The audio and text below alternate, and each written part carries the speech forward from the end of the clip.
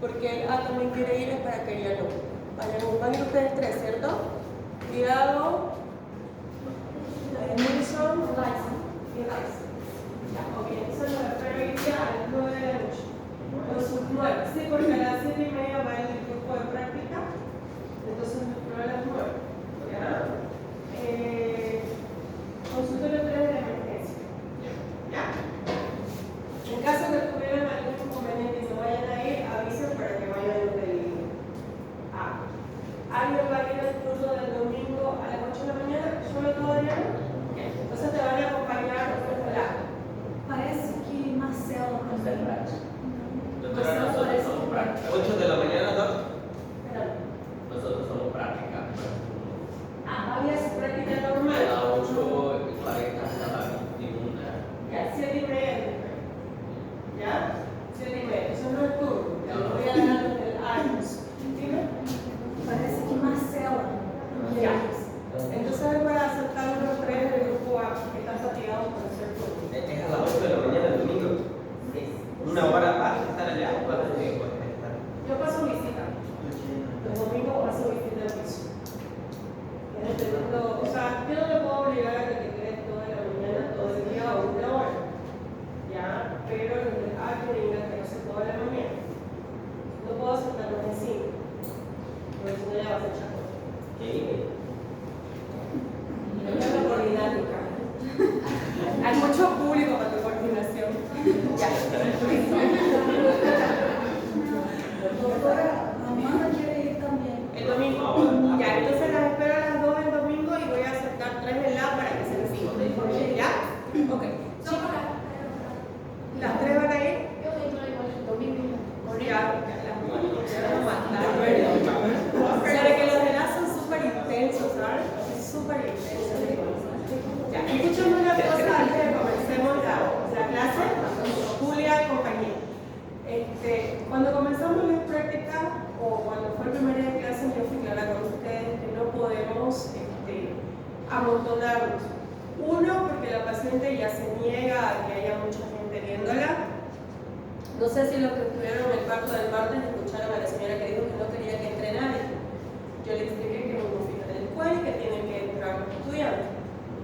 El día martes tuve una intercurrencia, no sé si es el grupo de acá porque estaba de barbijo y no los ubico bien, o es de la, pero los chicos de las 8 de la mañana aparecieron a las 3 de la tarde, sentados en la camilla, en la gradilla, una chacota total, ¿ya? Porque hay una materia que tampoco sé cuál es, ni quiero saber, ni quién es el docente, que los hace ir toda la mañana, ¿ya? Quitando mi horario de trabajo, porque yo tengo un horario para cada uno de ustedes. Puedo aceptar que yo en la termina doctora salgo de su práctica a las 10 y a las 20 es mi práctica en la universidad.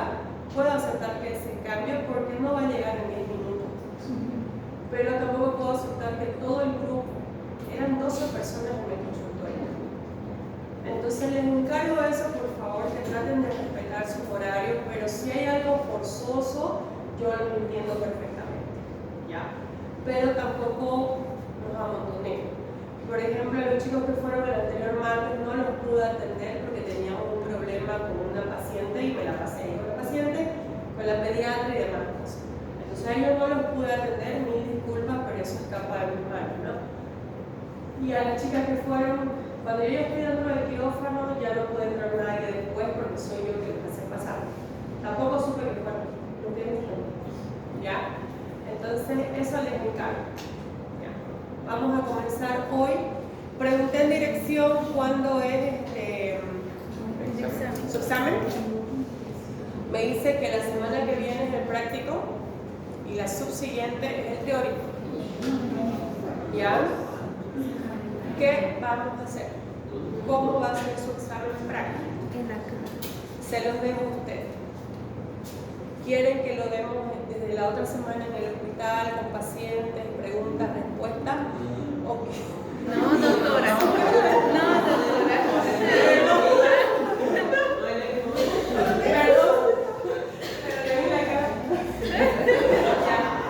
Entonces lo damos el mismo día. Sí. ¿Ya?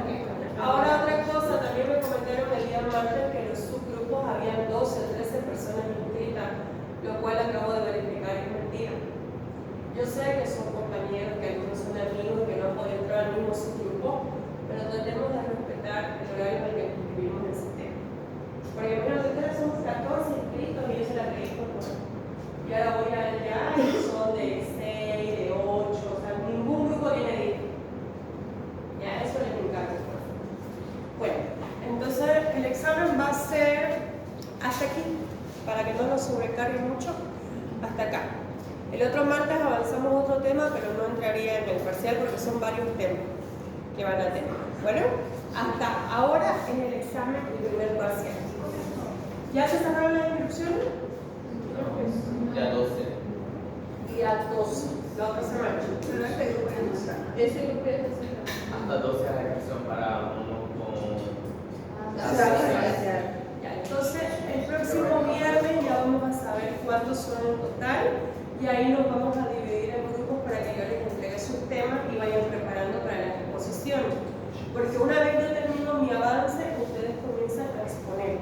Exponen de la misma manera, todos los integrantes del grupo deben dominar el tema, ¿ya? Y me presentan obviamente el trabajo impreso, que no necesito que lo empaten. Pueden ponerle un flip se llama, ¿cierto? Sí. Pueden ponerle un anillado, pero tampoco me lo van a traer engrampado, ¿no? Pero no necesitan empastar. Bueno, ya. Vamos a comenzar entonces con el avance. ¿Pasó? ¿Qué fue? No, Santiago, ¿no? Ok. Ahora vamos a ver lo que son las anomalías en la duración de lo que es el embarazo. Estamos hablando de la amenaza del parto prematuro, de la insuficiencia o incompetencia ictiocervical y el embarazo prolongado. Cuando hablamos de amenaza de parto prematuro, estamos hablando de la presencia de contracciones uterinas regulares y dolorosas antes de las 37 semanas de gestación, que se puede acompañar de modificaciones cervicales. ¿Cuáles son las modificaciones cervicales? Milagros.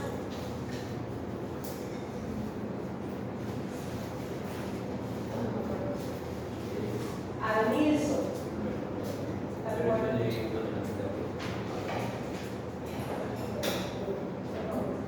¿Cuáles son las modificaciones cervicales, chicos?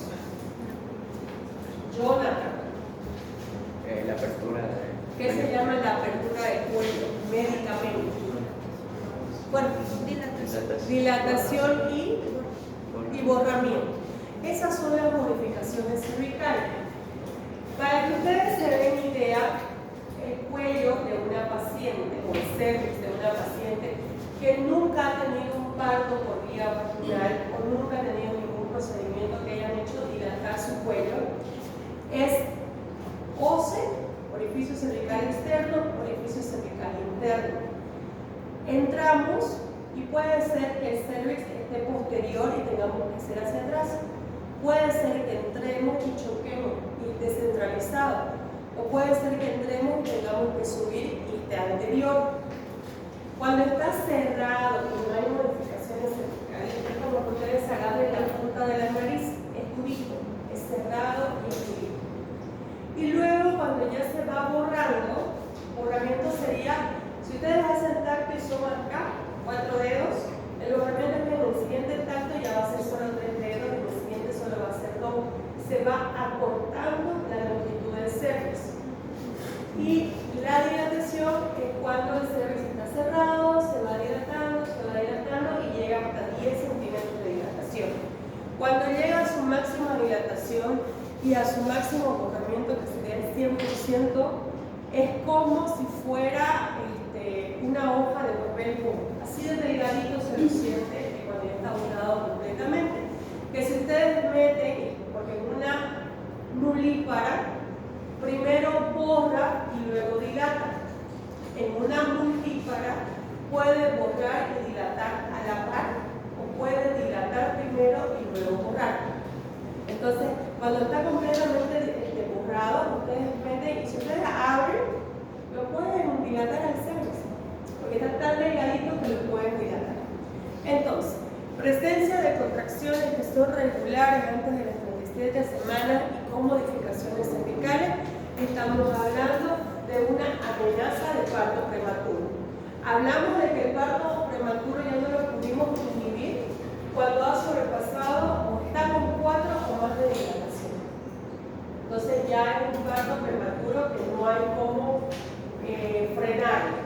La idea es no llegar a los 4 centímetros de dilatación. Ahora, la amenaza de parto prematuro o el parto prematuro lo puedes dividir de acuerdo a la edad gestacional en una amenaza de parto prematuro inmaduro, que es la que se va a dar desde las 22 semanas y un día hasta las 27 semanas y 6 días. Ahí hablamos de inmaduro. De las 28 a las 37 solamente sería amenaza de parto prematuro. ¿Está claro? ¿El concepto? ¿Cuántas semanas de inmaduro? De las 22 semanas y un día, porque las 22 semanas que serían 27 mais 6? 27, 6. 27 mais 6? Sí. 6, ¿no? Si el producto tiene 22 semanas o 21 semanas y 6 días, ¿qué se llamaría? Abono. Entonces, de las 22 semanas y un día hasta las 27 semanas y 6 días. Porque vamos así, 27, 1, 2, 27, 6. Cuando va a tocar el 27, 7 pasamos a 28. ¿Ya? Porque el día de la semana tiene 7 días. ¿Está bien? Sí. Ya. ¿Cuáles son los factores de riesgo? El principal factor de riesgo es el antecedente de un parto prematuro en un embarazo anterior. Si ustedes buscan artículos, referencias bibliográficas y estudios, hablan de que mientras más, por ejemplo, si tienen un bebé de 35 semanas, el siguiente va a ser de 33, 32. Tiene mayor riesgo de ser más prematuro en un siguiente embarazo. La incompetencia istmo-cervical, que vamos a ver más adelante, pero es que el cuello no permanece cerrado, el cuello dilata y no hay dolor. Otro factor de riesgo son los embarazos múltiples, la ruptura prematura de membranas, sobre todo pacientes que tienen un proceso infeccioso en vagina, son pacientes que tienen mayor riesgo de que las membranas se rompan. Polidramios, oligodramios también son factores de riesgo. ¿Qué era polidramios? Wanda.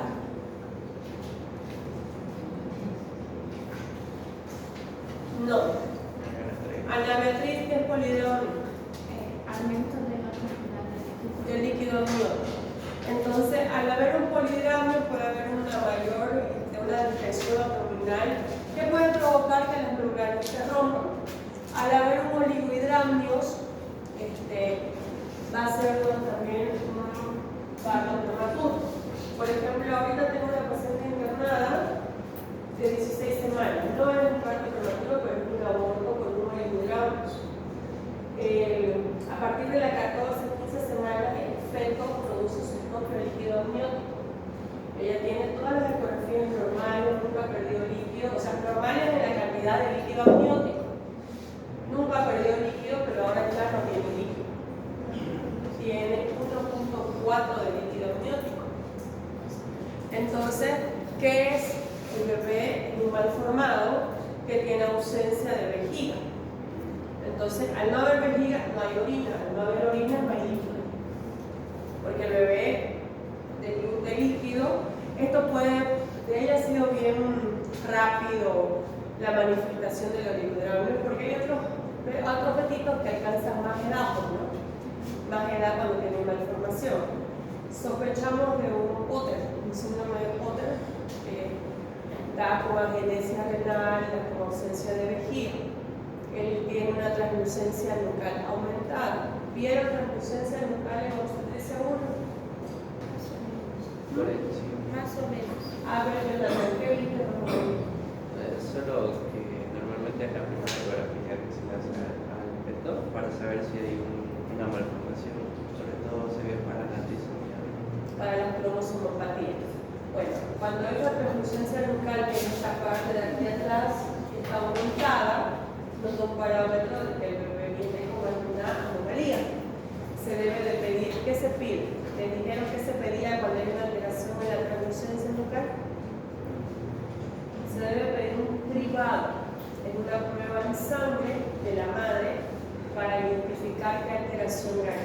es más que todo para la cromosomopatía. Esta ecografía que se hace entre qué semana? 11. Se hace entre las 11 y las 14 semanas. ¿Qué más se busca aparte de la translucencia nucal, Jonathan?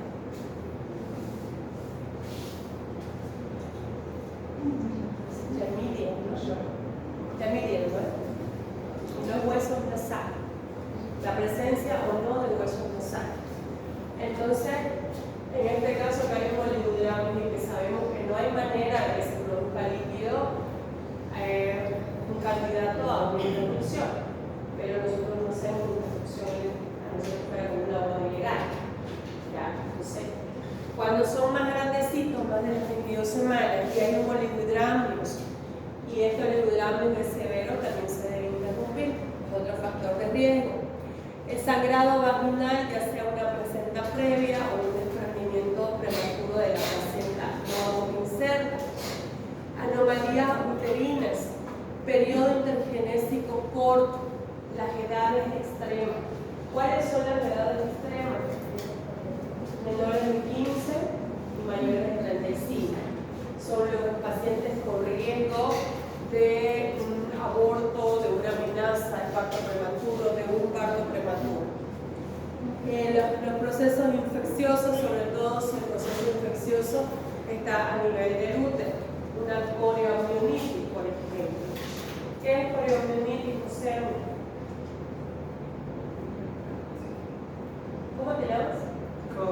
Claudio. ¿Qué es coriomionitis? Mateus. Mateus te llamas, Marcos. Marcos, te cambié el nombre. Marcos. ¿Quién sabe de coriomionitis? La infección de toda la cavidad amniótica, ¿no? Es la cirugía abdominal materna durante el embarazo. Muchas veces, bueno, no muchas veces, es raro, pero puede darse que la paciente haga un cuadro de apendicitis. Entonces, al entrar al quirófano para resolver el tema de la apendicitis, porque el apéndice se inflama, luego se puede necrosar, eso no hay vuelta y hay que intervenir. A estas pacientes se les debe de intervenir. Entra al quirófano para su procedimiento y ya con medicamentos antiinflamatorios para evitar que desencadene, ¿no?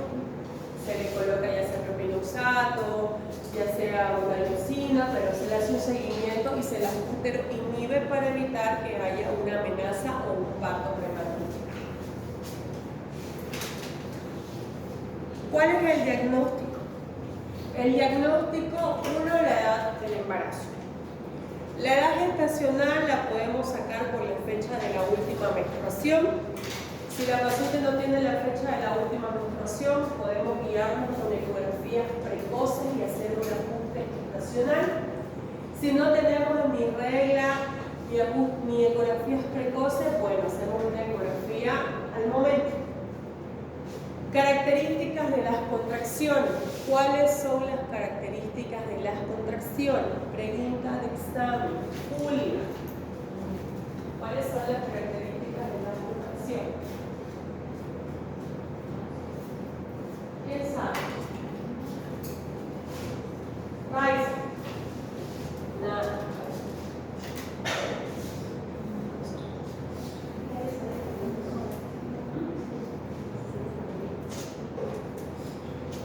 Es duración, frecuencia, intensidad e intervalo. Esas son las características de la contracción uterina. Otra forma de diagnosticar son por las características del cervix. Cuando tenemos una paciente con una amenaza de parto prematuro, debemos de pedir al momento de la ecografía una cervicometría, que es medir por vía vaginal la longitud del cervix. Si esta longitud es menos de 2.5 centímetros, estamos ante un parto prematuro. Lo normal del cervix, ¿cuánto es? De 3.5 a 5 centímetros. ¿Ya? 2.5, menor a eso, bueno, es una amenaza de parto prematuro y se va a dilatar. 2.5. Sí, menor a 2.5 o menor a 25 milímetros si tú quieres.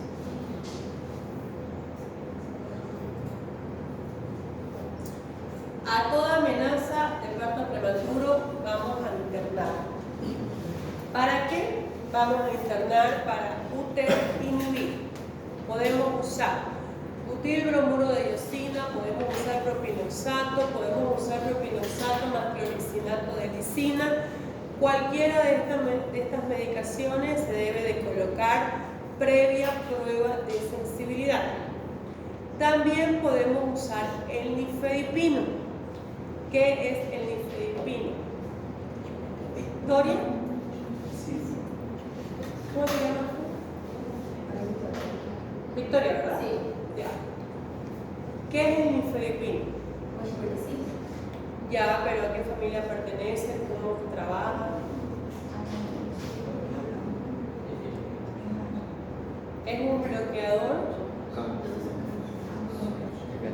Es un bloqueador de los, obviamente como dice Victoria, es un antihipertensivo, viene a ser un bloqueador de los canales de calcio, que en obstetricia lo usamos como útero inhibidor. Relajación del músculo liso. Relaja el músculo liso al bloquear los canales de calcio. También lo usamos como un antihipertensivo en los síndromes hipertensivos del embarazo, pero en este caso lo usamos como un útero inhibidor. El nifedipino no es No está contraindicado. Pensé que era solo el alfa-metildopa. No, podemos usar alfa-metildopa en la presión alta, ¿verdad? Podemos usar metildopa, podemos usar hidralacina, la betalol, nifedipino. Tenemos, lo que no podemos usar son la IECA. Entonces, el nifedipino. ¿Cómo es la presentación del nifedipino? ¿De cuánto viene? Son comprimidos, pero ¿de cuánto viene? Adriana. 20 miligramos. 20 miligramos, ¿no es? Y de 10. De 10 De 10 y de 20 miligramos. Normalmente en las amenazas, cuando hacemos un monitoreo fetal y hay muchas contracciones, 3, 4 contracciones, con una buena intensidad, podemos hacer lo que se llama dosis de ataque. Ya que le damos 20 miligramos que está, o sea, ahorita, a los 20 minutos le damos 10, a los 20 minutos le damos 10, a los otros 20 minutos le damos otros 10.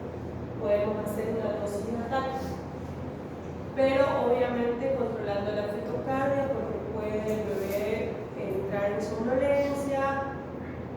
También podemos indicarlo en nifedipino 20 miligramos cada 12 horas en horario para inhibir las contracciones.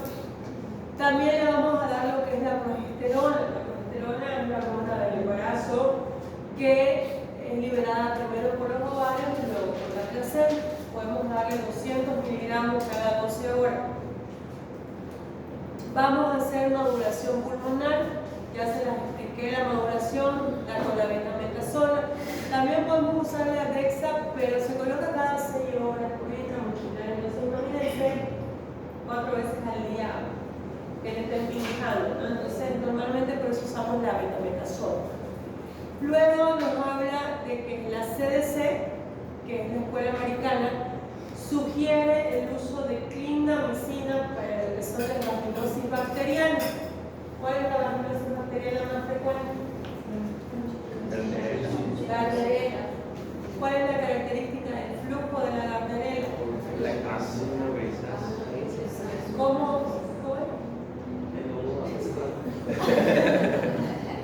Se le imaginó lo mismo.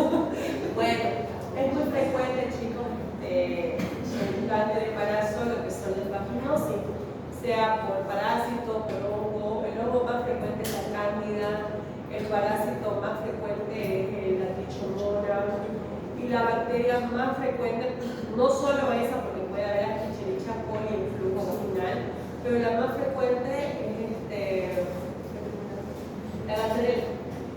Entonces podemos usar la clindamicina.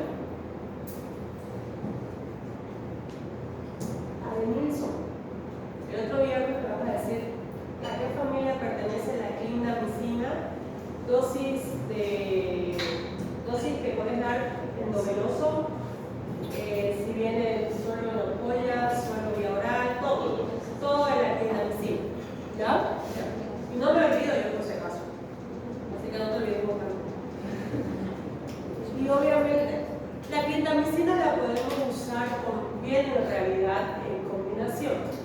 Viene clindamicina más ketoconazol, viene clindamicina más clotrimazol, dependiendo del laboratorio. ¿Ya? Muchas veces también los cultivos de secreción vaginal no salen que tienen su bacteria y tienen su... podemos usar los que son combinados.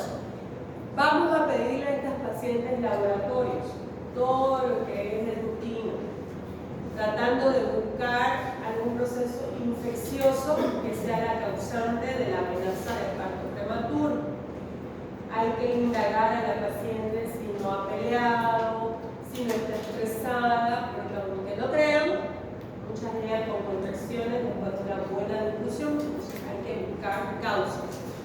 ¿Ya? Que pasó la rabia y pasaron las contracciones. Ahora, si a pesar del tratamiento que nosotros estamos haciendo no ceden las contracciones y vemos de que va a desencadenar en algún momento, vamos a administrar lo que se llama el sulfato de magnesio. ¿Para qué se colocaba el sulfato de magnesio en un prematuro? Les dije la anterior semana.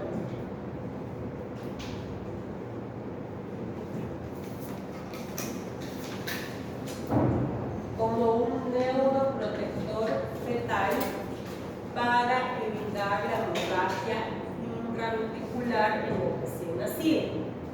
Entonces se debe administrar antes y en el momento del parto cuando este bebé es un prematuro, un pretérmino. Se debe administrar a mujeres entre las 24 y las 32 semanas que tengan alto riesgo de desencadenar dentro de las siguientes 24 horas. La dosis de ataque son 4 gramos que se van a pasar en 20 a 30 minutos. El sulfato de magnesio se sugiere pasar con microgoteo, porque si lo pasamos normal en un suero como se lo hace siempre, la paciente puede moverse, alguien puede ir y tocarlo y me lo pasan a chorro y ahí vienen los efectos adversos. ¿Cuáles son los efectos adversos? Va a haber visión borrosa, va a comenzar a presentar rubor, calor, pero lo más grave es que puede presentar parálisis del músculo respiratorio, del diafragma, pérdida del reflejo tendinoso, puede producir anuria. Entonces, en caso que sucediera esto, que tenemos los efectos adversos del sulfato de magnesio, su antagonista es el gluconato de calcio. ¿Qué es un antagonista?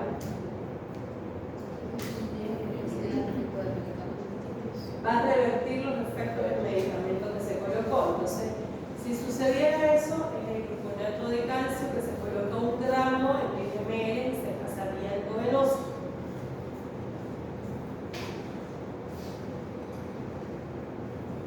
La intención de autoinhibir, de usar político, es prolongar el embarazo lo más que se pueda, para que nos dé tiempo de hacer maduración pulmonar, para hacer la neuroprotección y para hacer una profilaxis con antídoto. Ese es el objetivo de prolongar o de usar, mejor dicho, los uteroinhibidores. Obviamente que si a pesar de uteroinhibir con nifedipino, con propinoxato, muchas veces hasta colocamos a goteo continuo. ¿Qué quiere decir esto? Puedo indicarle a la paciente propinoxato cada 8 horas endovenoso y tenerla con 2 ampollas de propinoxato en goteo continuo para que ella esté impregnada completamente, pero a veces ni así se ven las contracciones. Entonces la idea es tratar de alcanzar la maduración pulmonar, de hacer neuroprotección y de usar obviamente antibióticos profilácticos en caso de que hubiera un factor de riesgo infeccioso. ¿Está claro? Ahí está para que lo recuerden. Esto nos dice el ALSO. El ALSO es el soporte vital avanzado en obstetricia. Así como hay el ATS, el ALSO es para obstetricia.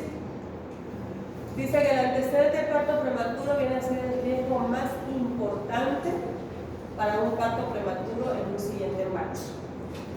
La progesterona puede utilizarse para disminuir la probabilidad de parto prematuro en pacientes con una longitud cervical corta. El uso de corticoides viene a ser la intervención más importante para mejorar los resultados neonatales en mujeres con un trabajo de parto prematuro. ¿Está claro? Ahora vamos a hablar de la incompetencia istmocervical. La definición dice que es la incapacidad del cuello uterino de mantenerse cerrado. Se caracteriza por una dilatación cervical indolora. Ecográficamente muchas veces se ve un signo de reloj de arena. ¿Qué es esto? Las membranas protruyen, no se han roto, pero están protruyen a través del orificio cervical externo. Y se ve tal y cual un reloj de arena, ecográficamente. Así el útero, el cuello está dilatado y está la membrana saliendo y ahí está el bebé. Se llama el signo de reloj de arena, ecográficamente, porque se la ve la membrana que protruye a través del orificio cervical externo. Esa es cuando ya está avisando que en cualquier momento se va a romper. ¿Ya? Ese es el reloj de arena.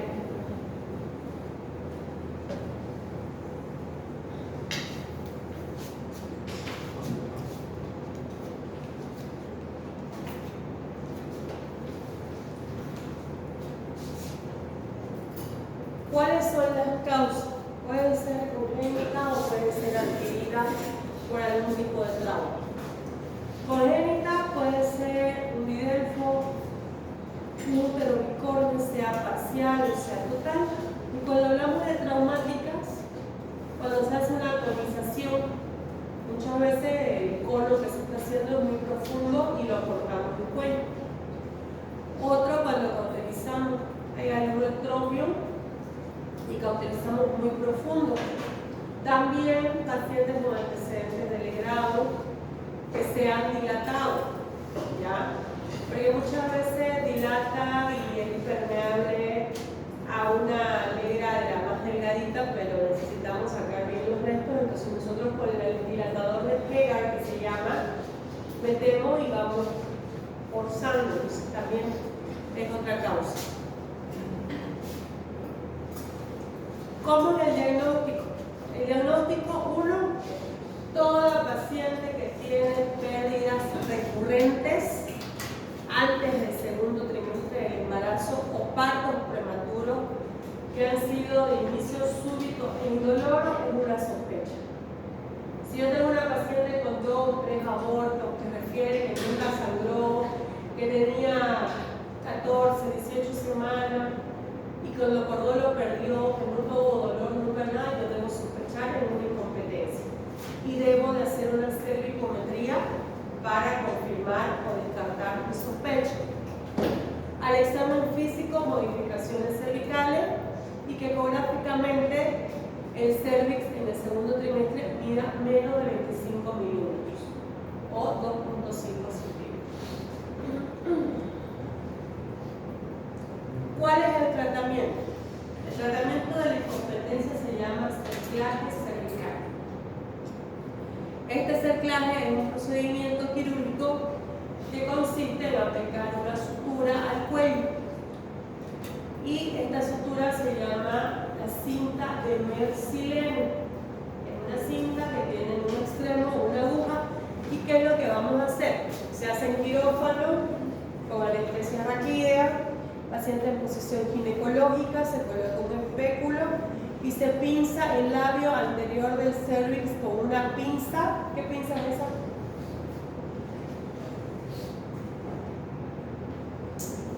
¿Qué pinza es la técnica quirúrgica? ¿Han visto no? ¿Material?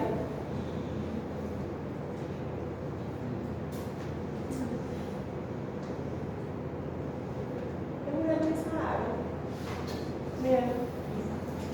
Tiene ahí su pinza hábil. ¿Ya? Entonces se pinza el labio anterior del cervix con la pinza aro y luego la cinta de Mersilene, que tiene una aguja en el extremo, la vamos introduciendo. Primero se imaginan el cervix como un reloj.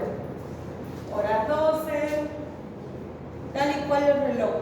Así lo manejamos el cuello. ¿Sí? Entonces la cinta entra de 12 a 9, de 9 a 6, de 6 a 3 y de 3 a 12. Se jala y se cierra. ¿Qué se llama este punto? Lo hacen mucho en intestino.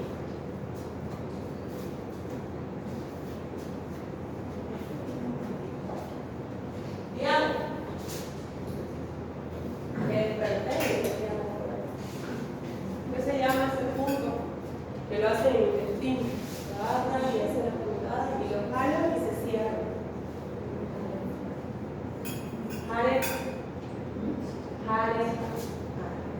Jareta.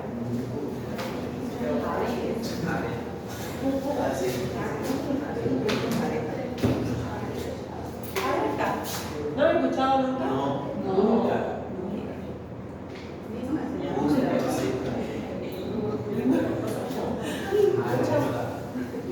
Bueno, este punto se llama arete y nosotros lo usamos para hacer este clavo. ¿Ya? Esa técnica se llama la técnica del McDonald's. Y queda así cerradito. Llegamos otra vez a las 12 y jalamos. Entonces ese cierre. Y también puede ser la mano de bolsa de tabaco, ¿no? Sí, pero más usamos el término jareta. Allá usan esa bolsa de tabaco. Ok. Para hacer el cerclaje tenemos el profiláctico, el terapéutico y el de rescate o emergencia. El profiláctico se hace en los pacientes que tienen el antecedente, o sea, el diagnóstico de una incompetencia cervical y sugiere que lo hagamos entre las 12 y las 14 semanas. Paciente que está embarazada, que tiene el diagnóstico, entre las 12 y las 14 hacemos un cerclaje. Por eso se llama profiláctico. Estamos haciéndolo para evitar que se salga de nuevo embarazo. El terapéutico se realiza cuando se diagnostica el acortamiento cervical. En este embarazo diagnosticamos que mide el cervix 2.3 y 2.4 y decidimos así. Y el de rescate o emergencia es cuando ya se dilató, pero esta dilatación no es ni igual ni mayor a 4 centímetros. ¿Cuáles son las complicaciones de un cerclaje?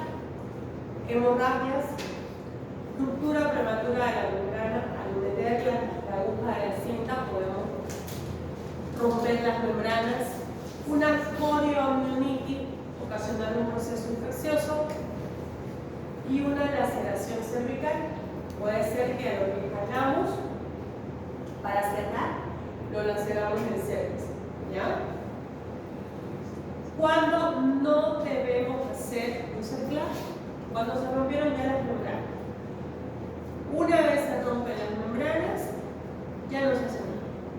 Puede ser de que la paciente, o sea, no se hace cerclaje, pero podemos a la paciente internarla, monitorizarla, hacer control laboratorial para tratar de ver que hemodinámicamente esté estable, que no hay infección, ni clínica ni laboratorial para evitar una corioamnionitis. Pero si es una ruptura prematura en una incompetencia cervical, ya no hay que hacer, no podemos hacer un cerclaje.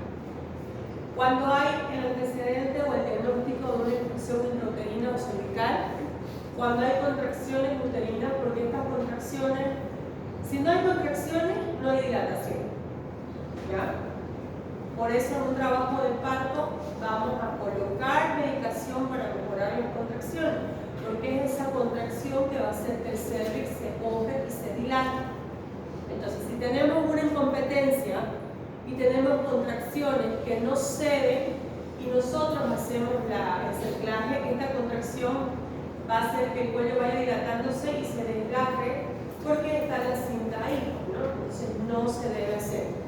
Cuando hay más de 4 centímetros de dilatación, cuando ecográficamente hay un polidramios o cuando hay un diagnóstico de una anomalía fetal.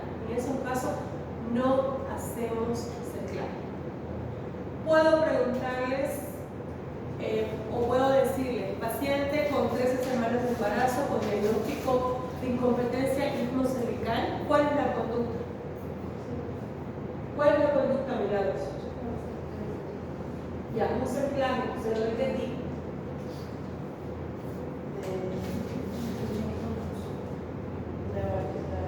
Ya tiene el diagnóstico de incompetencia. Tiene 3 pérdidas anteriores. Profiláctico.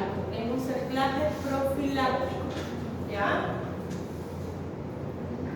¿Tienen alguna pregunta hasta incompetencia? Dime, Mate. Eso dura hasta el final del embarazo, ¿no? Si no hay contracciones, hasta las 36 semanas del embarazo. A esa edad se corta la cinta de Marsilene. Y ahí se puede tener normal. Puede tener normal, pero normalmente, como ha sido un embarazo, como es un bebé arcoíris, porque muchas veces se hace cuando hay muchas pérdidas anteriores, entonces la paciente se va y hasta nosotros mismos los médicos nos vamos por una cesárea, ¿no? Pero a las 36 semanas se corta la cinta, en caso de desencadene, pues ya desencadena, ¿no? Pero siempre y cuando todo haya estado bien. Obviamente no es que le colocamos la cinta y él acabó, ¿no? No, la paciente tiene que hacer reposo, tiene que evitar relaciones sexuales, tiene que evitar hasta estreñirse.